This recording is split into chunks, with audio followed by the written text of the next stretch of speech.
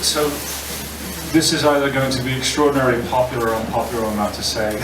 Can I swear? Hey, come on. Fucking swear! So We're one big I'm going family. to give you an analogy of this, right?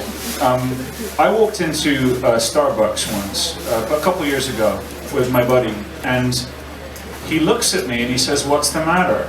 And I said, "The Spoon album is at the counter at Starbucks, and there's a biscotti lilting over it." And he said, "So what?" And I said, "Well, I can't buy that album now." And he says, "What are you talking about?" And I said, "Well, it's fucked. It's over. I can't." And he said to me, "You look as if you've just stepped in shit and seen a ghost," is what he said, right? And I said to him, "Okay, so do I matter? Right? Do I matter? Am I just someone that reacts to Spoon being in a Starbucks? Does the band know the album's at Starbucks? Do they care? Maybe not. But here's the difference. I bought every single Spoon album on 180 gram vinyl when it came out. I would buy reissues of them and I would follow them. And from the day I saw them in there, I stopped. Now, the millions of other fans who probably don't care and didn't see them in Starbucks, a different matter. But what really got me thinking was, do you want more of me who will buy everything, or do you want more of lots of people who will come in and then leave again? And the amazing thing about the music industry is Spoon's mystery and coolness was that they weren't that.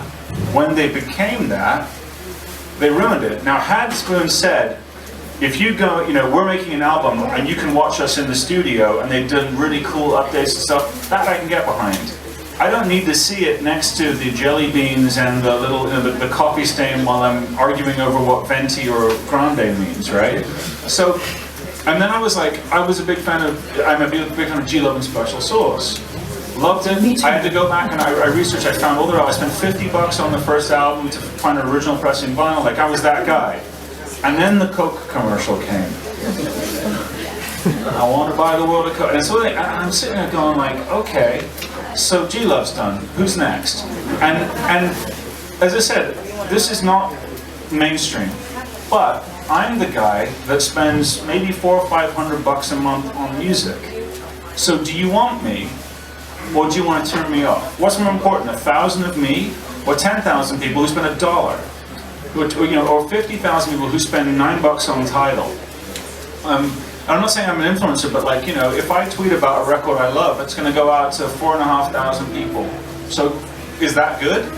Versus going, oh man. And the thing was, it was unconscious. The feeling of looking at it. I picked up a Bruce Springsteen CD and I turn it over to look at it in Starbucks, and it says Bruce Starbucks in capital letters Springsteen. Now, it doesn't matter to 90% of people, right? But it does to me. And I'm the one that buys music, and I'm the one that spends a lot of money on music. So my question is, in the will to get to the most amount of eyeballs and the most people, what is it that you're leaving behind? And if you create a mystery, and you can do this with access as well, if you create this wonderful kind of like mystery about yourself, you got to be very careful with what you do with that, because your tribe, the ones that will follow you, you can violate that trust, and you got to think about it. I think of certain artists, I'm like, that's the pop chip artist. I've never once in my life seen Jay-Z not attached to some brand. There was like this ad on TV, I'm like, cool, Rick Rubin, Jay-Z, awesome, and all of a sudden Budweiser, so Samsung. I have a question for everybody, Yeah. just to piggyback off of this. Most of us have been in New York for quite a while now. I've been there for 20 years. I don't know how long. 30 years. 30 years. 30. All right. We all remember seeing Virgin Records, yes. Tower Records, Yes. and I think all of this stuff didn't happen because there were actually outlets for like distribution like that were solely dedicated for music to be sold. It was still around in mass. Do you think that this is like, and I'll pose this to Bob. Do you think that this is all a result of basically not having anywhere to shop music? I think that all of these conversations are straying into the dangerous topic of new artists whoring themselves out to brands, right? And that's what we're really touching on. And that the thing is that is that it's almost like the Matrix, you know? It's like, do you want to be friends with the robot, you know, that's going to get you the steak, you know, or do you want to just be free and live your life, you know? And in a sense, I mean, artists... The Matrix, you are the steak. Oh, you are the steak. I'm sorry, Benji. But I mean, you know, I think Stuart can speak to this because I mean, he was signed to a multinational for, you know, many years with Sade. But I think that there was something about the way that labels were able to use the scarcity of the access to the artist to actually make it really cool to see them at a record store or to see them at a venue, and now you fucking see them everywhere, and it's too much in my estimation. I think but it's just oversaturation, overkill. It's also because you aren't discovering it. It's hitting you in the face. It's punching you in the face. And also there's no anticipation.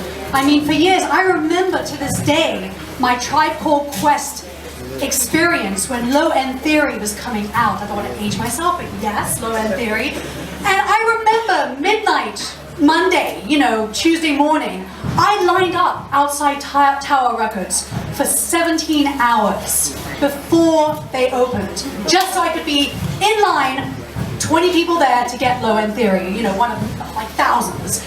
I mean, that's the thing, we anticipated all these releases. Now there's no anticipation for it, there's no hunger, there's no thirst, because it's all there without thinking about it now. We don't even have to realize it, it's in our faces. I'm a huge Beck fan. I was dying for this new album, but I didn't really have to die for it because it was available. Right, it's already been leaked. Yes, I can't wait to hit play. Right. I tell like the 20-somethings in my office, you know, I said, you know, our social network was actually really social. You know, we met up at Tower Records to talk about, you know, what the latest thing was, and we had to make a conscious effort to go out, you know, to shows, to clubs, you know. And, you know, it's the internet, baby. I mean, it changed everything and how we relate to each other, and it certainly changed how we get our music and everything else, so. But it's also a giant unifier. I mean, you know, we worked with Amanda Palmer on a project, and she was amazing. She said, you know, in her eyes, she's like, think of it, I can type 140 characters, and 1 million people will view that uninterrupted and can repost exactly my words if they choose to. You know, so there's a wonderful book by Nick Bilton. He wrote, he's a New York Times technology correspondent. It's called I Live in the Future and Here's How It Works. And I'll steal the end of it, but basically he says, dear content creator, you know, this is what he calls, he's talking about, you know, content creator, he says, they're not coming back. He says, no one's going to wake up tomorrow and wish that their TV, instead of being this thin, was this big. No one will wake up and wish that their phone would be plugged in. And he says that where people cannot find the stories that they want, they will steal or create them. And a brand is never going to have an alignment with an artist. They're not the same thing. Red Bull, Bud Light wants to sell Bud Light. Diet Coke wants to sell Diet Coke. And they know that Beyonce will expose Diet Coke to more people. People look up to her. That's a different, you know, and some people can get behind that and others can't. I guess what it is like, you can create mystery using the internet as well, in a brilliant way. You know, there's scavenger hunts, there's all kinds of stuff, there's every kind of social media platform that's coming out.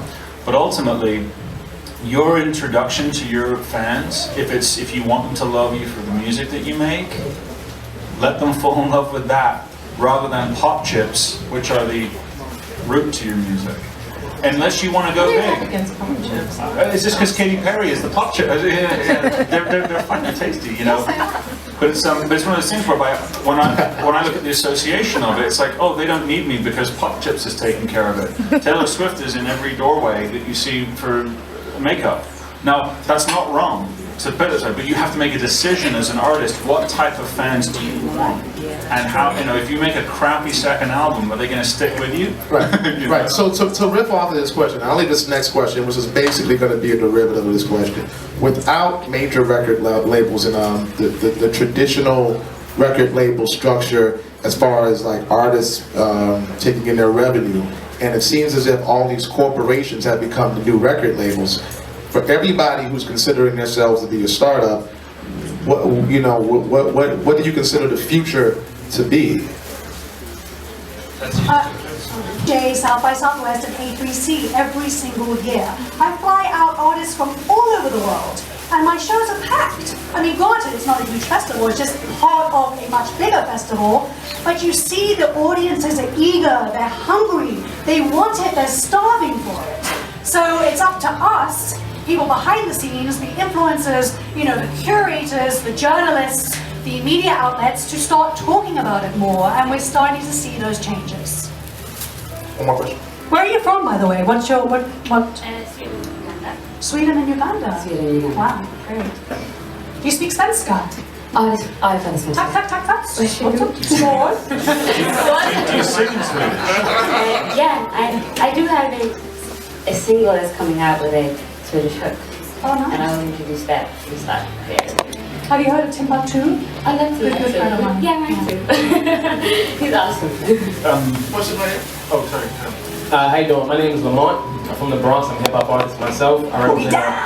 Here we go. That's what I'm talking about. I represent a group called Rap Book, and I tell one of my cousins, who's a great artist, his name is Zay Laws. I tell him all the time, you focus a lot on trying to make a hit instead of focus on trying to get people to like you for you. What is your response to that? Because coming from me telling him that, it's like, all right, I get you trying to help me, but how would you guys say that to an upcoming artist instead of trying to make a hit? Because you guys, like, the first album, it won't be a hit, just make music for yourself. How do you tell somebody to just be themselves in their music? I think you already answered the question. Be genuine. There's no, yeah, I think there's no that formula. from my perspective, there's two kinds of records. You know, there are hit records and there are album tracks. I always prefer the album tracks to the hits, you know, but I think that the hit is the calling card, right? I mean, labels need a hit to push it out to radio, to get it to the top of the charts so that they can say, you should really check out all this other music by this artist, you know. And I always find that the records that are really emblematic of the personality of who the artists are never hits, you know.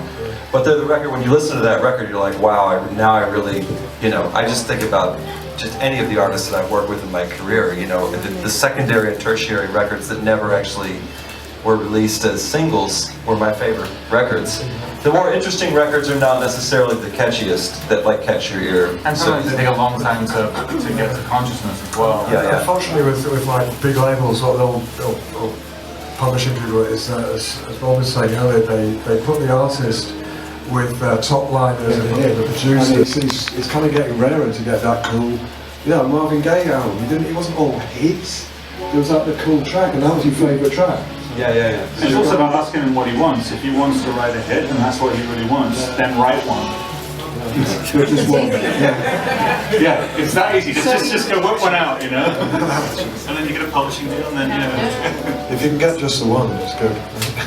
So I just wanted to. Last question. I just wanted to say thank you guys for being here. I think it's important for a lot of us to hear such great advice from professionals like yourself. How can we stay in contact with you guys? Are you guys on social media? Do you have a newsletter? How can we? Stay?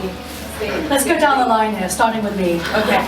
It's pretty simple. At Fiona Bloom on Twitter, at Fiona Bloom on Instagram, at The Bloom Effect on Facebook, LinkedIn is Fiona Bloom, YouTube is Fiona B12, don't ask me why. And I do have a newsletter. It's you can sign up on my website. It's www.thebloomeffect.com, and it's called The Bloom Room. So please sign up for it. I'd love to have you.